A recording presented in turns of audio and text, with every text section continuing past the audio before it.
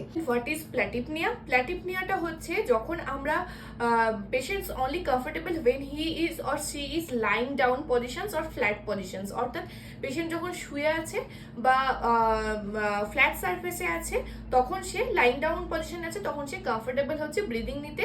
বাকি অনেক সময় অনেক পেশেন্ট বলে থাকে না যে হাঁটা চলা করলে আমার শ্বাস নিতে অসুবিধা হচ্ছে, কিন্তু আমি শুয়ে থাকলে আমার শ্বাস নিতে কোনো রকম কোনো অসুবিধা হচ্ছে না, তো সেটাই হচ্ছে কিনা প্ল্যাটিপনিয়া।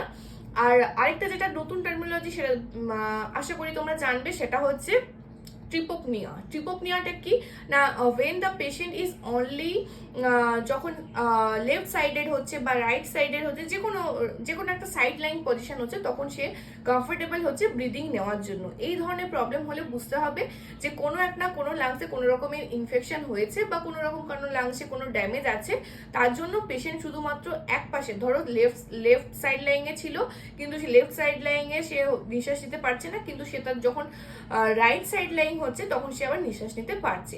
তো এই ধরনের প্রবলেম হলে বুঝতে হবে তার যে কোনো একটা লাংস তার এফেক্টেড। তো দ্যাটস ইজ ফর টুডে, দেখা হচ্ছে নতুন শর্টসে।